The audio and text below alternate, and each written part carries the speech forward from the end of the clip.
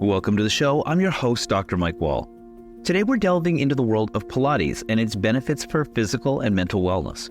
We're joined by Mary Lou James, owner and founder of Exhale Pilates, who brings over 2 decades of experience and passion to this unique form of exercise. And before we dive into our discussion with Mary Lou, let's take a moment to explore the history of Pilates. It was developed by Joseph Pilates in the early 20th century, and Pilates was initially created to rehabilitate injured soldiers in World War I. Joseph Pilates believed in the strong interconnection between physical and mental health, which led him to develop a series of exercises that focus on core strength, flexibility, and mindful movements. This method, originally called controlology, quickly gained popularity and evolved into what's known today as Pilates. It's a practice that's embraced worldwide for a holistic approach to fitness and wellness. So in this episode, we'll explore the philosophy of Pilates, its distinctive mind-body connection, and how it differs from other forms of exercise. Mary Lou will share why Pilates resonated with her and how it led her to her current role in helping others achieve better health and function. We'll discuss the misconceptions about Pilates, the variety of exercises involved, and hear success stories that highlight its transformative impact. So whether you're new to Pilates or looking to deepen your practice, this episode promises to enlighten and inspire.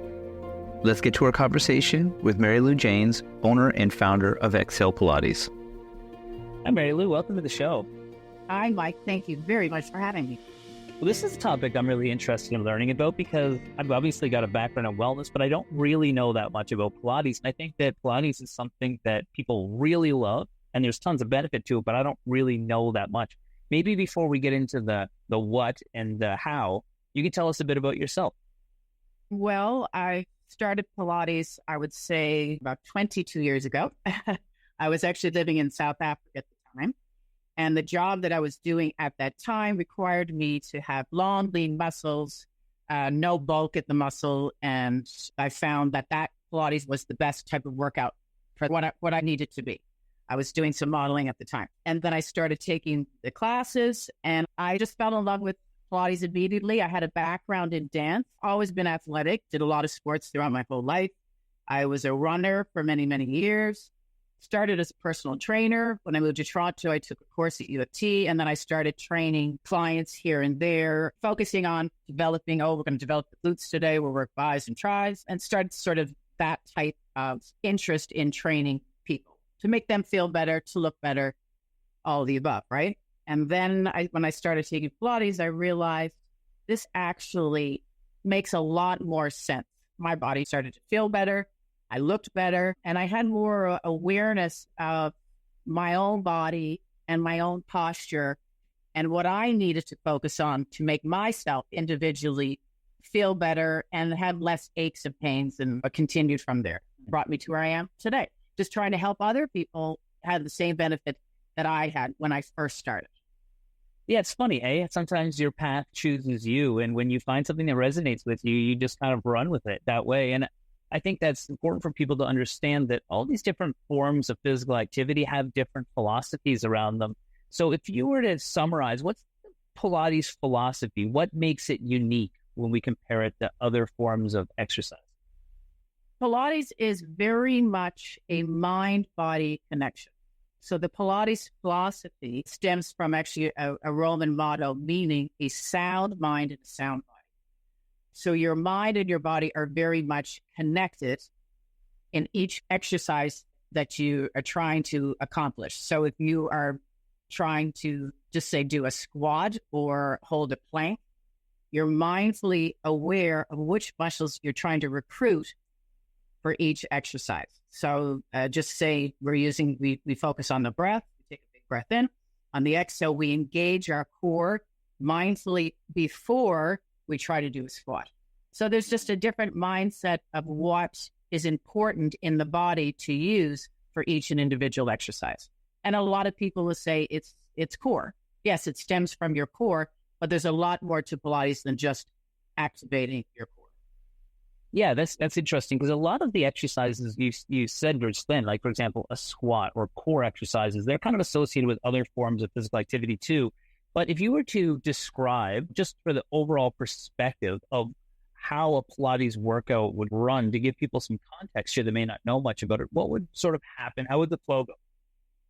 Well, we'll start with the warm-up would just be mobilizing the spine, getting your joints moving in all different directions. So in Pilates, we move the body in 4 different directions, okay? We move the body in 4 different planes. So we're trying to work the front, the back, the side, and the deep lung system.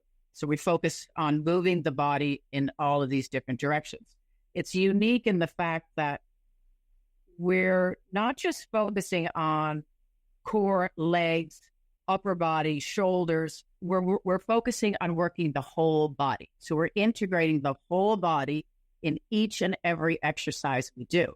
So our mindset is, okay, how do I connect my upper body into my core to give me more power to take a deep squat? So your mindset changes because you realize every exercise is a core exercise, but you need the whole body to work together to really develop power and strength. So not just, if you see people walking around, the exercise gets harder and their shoulders go up to their ears. And I'm like, take a breath. Yeah. Drop those shoulders, because when you drop the shoulders, there's that little connection that connects into your core. So you just integrated your upper into your abdominal. And that's what we call like a hallelujah, a light bulb moment. When, I just felt my core, and that's the mindset.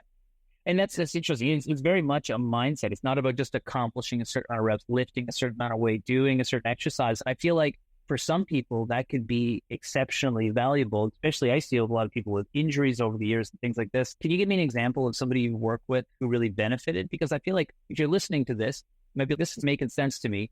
What's a person that sort of had the success story in your eyes? They're actually there's quite a few over the years, but I'll use 2 examples. So I had one lady in her early 60s. She heard about Pilates. She heard about the studio, and her friend said, you should try Pilates. She was having issues walking.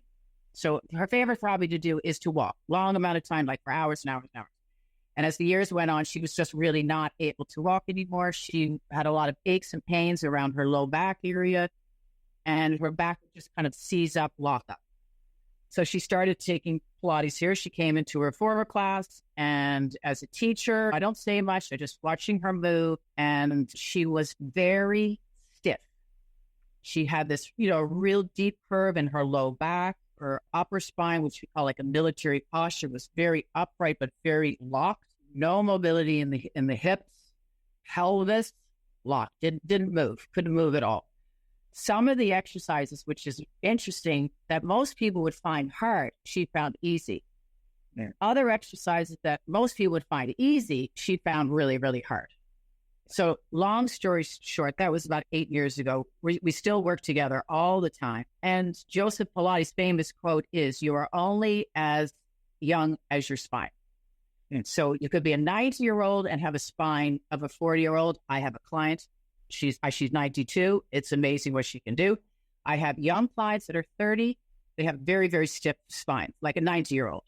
Your spine, the mobility in your spine and how you move your spine in all different directions, in all different planes is extremely important. If you move with ease, you can breathe better. It's just less pain, less aches. You have that easy flow movement.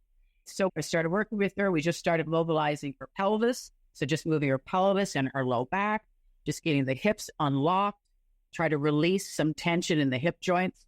And then we just started from there, and we started building and building. That took quite a long time just to create the movements in the pelvis. It's called a neutral pelvis. She may never get to a ideal neutral pelvis, but she's as close now as we can get. Then we moved up the spine, and we created the movement in the thoracic spine. So just started creating some rotation. And with this particular client, she needed a lot of flexion because she was so tight in those long muscles, down the spine, the erector muscles. And we just started moving from there. And then we started moving to the shoulders. So there's kind of a recipe of start with the pelvis, start moving through the ribs, trying to get the client connected to the core. Then there's the head forward posture. I'm using her as an example because it was, it was a challenge. But she was willing and able to do it. And now she walks all the time. Her SI joint was quite locked on one side. So once we mobilized that joint, we released that joint, she was already able to move a lot more freely. So when I think about that, one of the things is she has to have a lot of faith in you to be able to take this body that's been rigid and sort of locked in for a long period of time. As a teacher, how do you approach that, and sort of what do you get out of seeing somebody make this change? Because they obviously have to have a difference in the quality of life if their function is back. Right. Well, first of all, she came in wanting to change. She knew this was in pain. It wasn't working for her. And I said, what is your goal here? She came to me and she said, no, I really need help.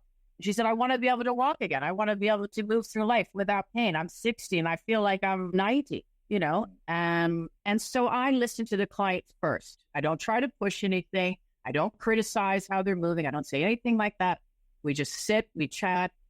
They let me know what they want out of Pilates, why they're there, and how I can help them and how far they want to go. Maybe you just want to look better. Maybe you just want to have better posture. We're going to work with what you want me to help you. Now, that's good. And when we think about that, you just listed a couple of different things from the typical, sort of cosmetic approach towards it, but also the really functional side of things. What would be the major benefits for somebody when it comes to the overall health improvement for pursuing this type of activity? Oh, there's so many benefits. So when people start training with me, they come in and they have aches and pains. Not everybody. Pilates is known to be for rehabilitation. It is not just for rehabilitation. That's a whole other story. But most clients are coming to say, I have these aches and pains. The physiotherapist told me to come and see you. My quality of life is not great. I'm in pain every single day. I'm sitting all the time at work. My posture's terrible. I feel terrible. My energy is low. I know I'm not breathing properly. So they've already made the choice to be here. And then I take them through a class. So Joseph Pilates has a famous line of, in 10 classes in Pilates, you will start to feel a difference. In 20 classes, you will start to see a difference. In 30 classes, your body will have changed. And when people hear that and they learn that, that is really, really motivating. And it's true. So I'm trying to create for each client to feel day to day that they're able to garden. They could go for a walk. They can't take the dishes out of the dishwasher. They can do their laundry. They're not in discomfort. That's right. And I think that having pain in your body is so debilitating on a mental health side of things, on a physical health side of things, quality of life, enjoying friends and family and those different things. And so that's very appealing to people. But I also think one of the things that we're guilty with, especially this time of year, it's January, people really go hard into their New Year's resolutions, is to they have to progress, in particular when you're looking at restoring function. What's some advice for somebody if they want to begin trying an activity like this? Don't try to take on too much. If you want to try Pilates, don't think about it. First of all, don't think about it too much. Just come and try. Okay? You can call me on the phone. We can have a chat to make you feel better. Number one, try it. Just do it, because you're going to talk yourself out of it if you don't. The second is, don't try to do too much. Just say, I'll do once a week. And then once you start to enjoy it, do it twice a week. Add a walk one day with your Pilates class. Start learning how to breathe properly. Just do it day by day. Set your goal for the day. If you don't achieve it, don't go back 10 steps. Start the next day and just keep going. Yeah, that makes sense. The only way to sustain it, because then you also enjoy the process as well. But you kind of indicated a couple things there. The first thing would be that people can do it on their own, but they can also get advice. And I've always been a huge advocate for learn how to do things properly to begin with. And once you get that skill set, then you can kind of experiment. But going into something blind, especially when it's a skill, can be sometimes challenging. What's the benefit of working with an instructor, at least to begin with? It's really very important. So just say, like, for example, somebody that's happening to me, constantly having a new person join one of my large group classes. The advice is to keep moving. If something doesn't feel good, don't do it. Stop. Focus on how I'm cueing the class. Pilates has its own language, especially when you're learning. As Pilates teachers, we really try to help you understand why you're moving the body your way you're moving, maybe throw in a couple of cues of taking an exhale. We really teach you in a safe, effective way. So it's safe. I mean, I have to say, in 11 years of having Exhale, knock on wood, I have not had one person, new, intermediate, advanced, hurt themselves at the studio. It's a safe form of exercise. And I do think that's important because a lot of the time people can do activities that can actually put them at greater risk for injuries, which can set them back, especially in looking at improving their health. And I guess that's a good segue into some of the misconceptions around it. I feel like sometimes Pilates has a few misconceptions where people think it's maybe, it's more passive, it's not intense. What would be some of the misconceptions you'd like to clarify for people? One is that Pilates just strengthens your core. Pilates is just about strengthening your core. It is so much more than that. First of all, your core muscles are actually, we describe it as if you're wearing a short wetsuit. Your core muscles are your rotator cuff, your hips, your glutes, your back muscles. So it encompasses all of those muscles in one. So yes, we work the glutes a lot. A lot of people say, oh, it's not cardiovascular. Mm-hmm. That is not true. I teach also rebounding and jump board on the reformer. There's a lot of cardio if you choose that you want to do cardio, and that Pilates, it's not challenging enough. That it's not hard enough for athletes, right? That are that type A personality. They want to come in, they want to sweat, they want to work hard. The next day, they can't walk downstairs because their legs are so sore. That type of person is actually harder for me to change their mindset than somebody who hasn't exercised before and just wants to start Pilates to straighten their core in a nice, gentle way. So Pilates is challenging. It doesn't build bulk. We're not trying to pump up your glutes and pump up your legs. Your legs and your glutes and your upper body and your core, it's all going to be strong and balanced as one, right? If I look at a client and I see she's got really strong quads, why am I going to work her quads, in the session? I'm going to focus on working her glutes, work her hamstrings, get her connecting into the core. And these athletes, they're humbled. They're like, this is actually really hard. And, the other thing that's interesting is the athletes maybe a little bit hesitant, maybe at first. That's one demographic. And then there's the youth, they're looking at that high intensity side of things. But we all know that if you're an athlete, you're going to have those aches and pains later on in life. You're going to want to have some movement. Yeah. What age category can benefit from Pilates? I'm guessing everybody can, and you could probably cater it. But what are the age demographics that really benefit? And it's really true. Every age category. I had a client, she was 13 years old, fantastic gymnast, but she had issues that she needed to work on. So I trained with her for a few months. I have 20-year-old clients. They're still trying to figure out, I don't really like lifting weights. I find it really hard. I often hear them say that. I find it hard.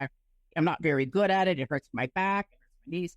So I think they've probably tried quite a few different types of exercises before that have heard about Pilates through word of mouth. It's a lot of word of mouth, especially in the city. And they heard, oh, okay, well, everybody's saying you can get fit, you can get tall. So they come in the door looking for that. Whether they stay or not, that's the different story. They might just move on and try something else. And they're in that phase and where they're just trying everything, figure out what they like and what they don't like. 30-year-olds, I find 30 up easier to get them to understand and really appreciate and become quite passionate and addicted to Pilates because they've already tried other forms of exercise that are just not working. They can't sustain it. If you don't have your inner units, your core strength, your transverse, your diaphragm, your pelvic floor, your multifidus, if these muscles are not on, working and firing, 9 chances out of 10, you're going to hurt yourself if you're trying to lift, 50 pounds over your head. So then 40 up, they love it, I think, because they like a more relaxed exercise that's actually kind of calming at the same time, really effective and challenging, but you actually feel quite relaxed when you're finished. 50s, I think they're focusing on their posture, their mind-body connection, feeling better mentally when they finish working out. It's not a stressful workout. Your stress level is low. It's actually, you feel better. You feel taller. You feel like you're more in your body. You're more connected to your core. And that just goes on and on and on. I mean, I have a lot of clients in their 70s and they love it because they feel good. They feel great. They don't have any aches and pains. So they got it and they love it. Yeah. Yeah, I feel like that's one of the big benefits from it all. And that's why I think a lot of athletes have sort of taken up the Pilates and the yoga and those different movement type activities because they balance out that strength and those wear and tear that they experience. But I can definitely relate to the fact that It's nice to go into a workout, come out of it and feel looser and ready to go. One of the things you mentioned is that Pilates does have a bit of its unique characteristics, right? So that could be the words you use, but also some of the equipment you use. I know you can use lots of body weight in it, but what are some of the special devices that Pilates incorporates? So still using the same equipment Joseph Pilates invented. Fast forward to 2024, it has evolved tremendously, but it's still the same concept. We have a reformer bed, which has different resistance. So you'll be lying down in bed, pushing off a bar, and you can add quite a bit of weight. So it's like a lying down squat in a very safe, effective way. So we can build strength in upper lower core by using resistance. So you take it from the mat using weights to a machine where it kind of closes some of the exercise, the chain sort of closes, pushing off a bar or adding the weights, the resistance. Yeah. And you also mentioned that it's changed quite a bit, even though it's got some similarities to when it first started. What are some of the trends that you're seeing in it? Like what's kind of new on the horizon for somebody who may have tried it in the past, but is looking at revisiting it? Well, I can just speak for Exhale. I teach now rebounding. So rebounding, so bouncing on your own individual mini trampoline.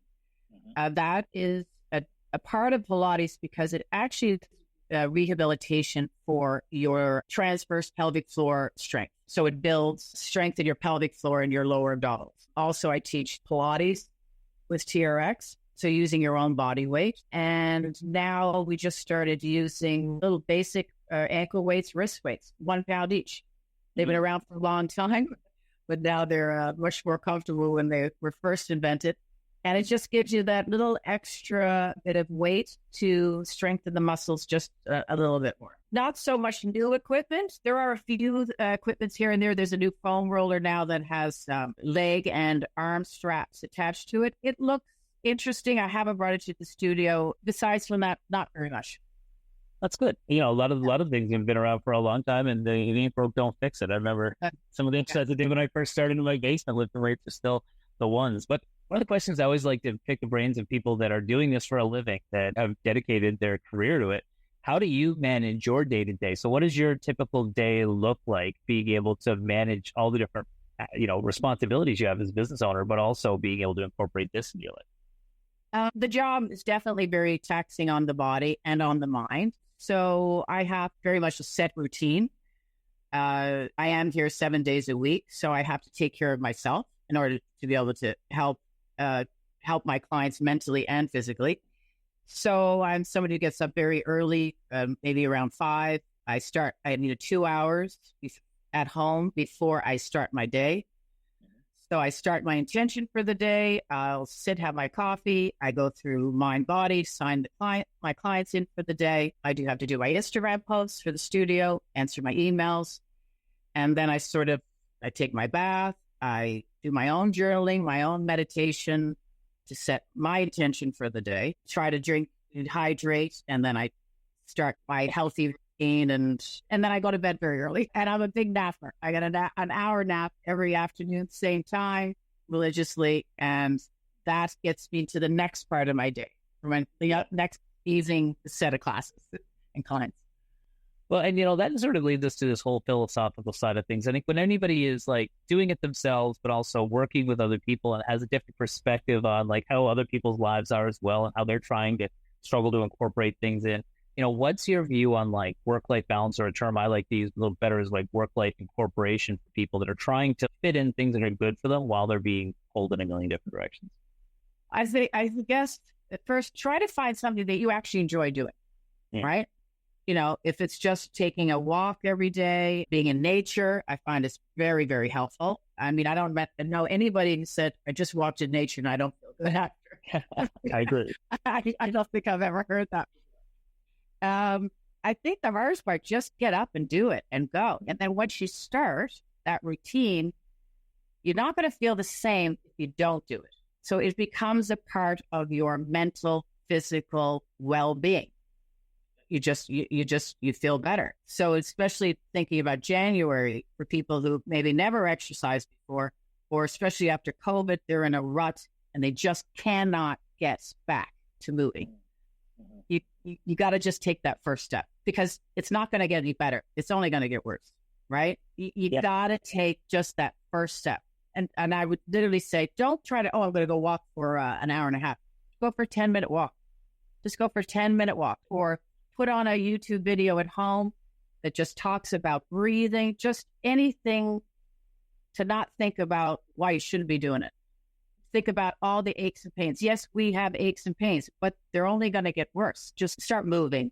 Yeah. And change your mindset of get rid of the negativity, try to be positive, and try to move forward, I couldn't agree more. And, it's funny, every expert I talk to, they all say the same thing. And I think it's important for people to hear that message. That is that they know that it's really important that you go slow, that you progress, that you fit in what you can.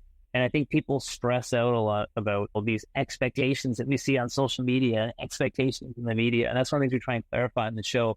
How does doing those little things, that 10 minutes, that going to a Pilates class, doing something that's good for you, reducing that stress in your body, actually impact our mental stress? Oh, 100%. I mean, Pilates is now literally called mindful movement. It's the connection of the mind and the body. If you feel good, if you start to feel better physically, you start to feel better mentally. Which one comes first? If you start to feel better mentally, are you going to go out and exercise? Or maybe both are on the same level. You're just not feeling good at both at the moment. I think maybe I would say also about Pilates is that if people hear that Pilates makes you feel better, you feel better once you start practicing. So around the city, you would say, I tried this place. I just feel better. My aches and pains are gone. So I think that's why Pilates has become more popular even in St. John's, because it's known to be the feel-good exercise. You feel better. It's not stressful. So I can only speak for Pilates when I'm trying to motivate someone to start. I say to them, I guarantee you, I mean, in all the years I've been here, I've never heard a person say, I really wish I didn't do that today. I really wish I didn't take that class. 10 out of 10, the client says, I feel better. Yeah. You're going to feel better. Yeah. But to give that person the push, only you could do that, right? I can only do as much as I can. I can only motivate you as much as I can. You have to do it. Well, my mentor once said that he's trained athletes his whole life, and says he can't count the number of times he's wanted it more than the athlete. So the people do have to have it, but they also have to do stuff outside of it. So we won't go too deep down this. This would be a rabbit hole we could talk forever on, I'm sure. But if you were to give people 3 things that they could do better for their nutrition to complement this type of movement, this type of function you're regaining in the body, what would you give somebody? If I walked into your studio and said, look, I want to do this, but you said, do these 3 things for food, make a difference, what would it be? Number 1, cut out sugar. Sugar is toxic. It is addictive. Number 2, drink water. If you can't cut out the sugar, okay, still there's sugar, you just can't control it. Just drink more water. First sign of depression people don't realize is dehydration. You're dehydrated. Your brain's not functioning. You are dehydrated. Drink more water. Just add 1 glass, 2 glass. That you'd be shocked the difference in somebody once they start drinking water. The third, I'm an intermittent faster. I don't eat in the morning, but I can't say to somebody, don't eat in the morning, because everybody is different. Mm-hmm. Everybody's bodies work differently. Try to stop eating after 8 o'clock. Yeah.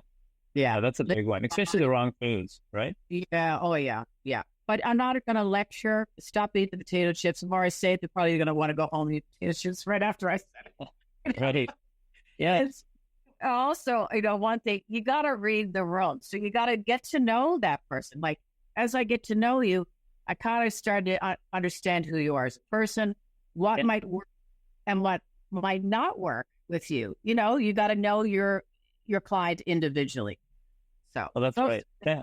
Those are good. I agree with all those too. And I think they're very practical. The other thing is I'm different. So learn about yourself. Like you said, you have your thing. I think everybody has a thing. And that's really important for people not to just go on some cookie cutter approach, especially the cookies. But, I mean, we're starting to wind down here now, but how can people reach you if they want to learn more? Social media, Instagram, Facebook, call me, email me. any of those avenues, you can reach me. And I really do genuinely like to chat with you on the phone first. I mean, I'll spend 10 minutes, 20 minutes on the phone. It doesn't matter. Ask me any question you want. I think that's really how you get the ball rolling, making that person feel comfortable right off the bat. Yeah, totally. They're going to be trusting you with it. It makes perfect sense. I think that's it. So it's also reciprocal, and I know what that's like from working in that world as well, So I really enjoyed our chat. I've learned a lot today. It's been really enlightening for me too, which is great. But any thoughts you want to leave the listeners with, especially like you said, going into January, going to the cold months? Well, I'm going to more of a thought of not even just January, a couple of things. Why does it always have to be like January? I understand it's the beginning of the year. So say you fall off the wagon in January. I think in my brain, it works this way. The first of every month, start a new intention. If you didn't succeed that month, start again, the 1st of February. If it didn't work, the 1st of March, April. Just start every month, first day of the month, with the intention of working on your wellness and your fitness and your diet. But don't give up. Don't give up. Also, the other thing, think about, we spend our whole life focusing on financially taking care of ourselves when we retire. I think there needs to be more balance of us taking care of our wellness for when we retire. There should be a balance of the two. Finances, yes, but you can have the finances, but you don't have the wellness. You're not able to enjoy your life after you worked so hard to get to that point. You have to take care of your health. If you can be 60 retired and you feel great in your 60s, 70s, whatever, I mean, that's wealth. That's it. Yeah, I agree. I've heard that saying that, people spend their whole life making money and then spend it all trying to regain their health. They lost making the money. Yeah, exactly. Yeah, exactly. I was really curious about your answer with January. I agree 1,000%. There's always a good time to start is right now at this moment. There's only now. And then, the past doesn't even, it's gone. So I think that's great. Mary Lou, thank you so much for joining me today. I really enjoyed it. Thank you very much. It was a pleasure to be here. I want to thank Mary Lou for joining us today. It's been a really enlightening conversation. We've gained valuable insights into the world of Pilates, from its history and philosophy to its numerous health and wellness benefits. Mary Lou shared her personal journey with Pilates and how it transformed not only her life, but the lives of her clients. Her expertise in the mind-body connection and her holistic approach to Pilates and fitness is really inspiring. For those interested in learning more about Pilates or exploring its benefits, you can reach out to Mary Lou at Exhale Pilates. They offer a wide range of classes and personalized training that cater to all experience levels. You can find them at Instagram under exhale_Pilates_yoga. Well, thanks for tuning in. I'm your host, Dr. Mike Wahl. We'll see you back here next week for another episode of The Wahl Show on your VOCM.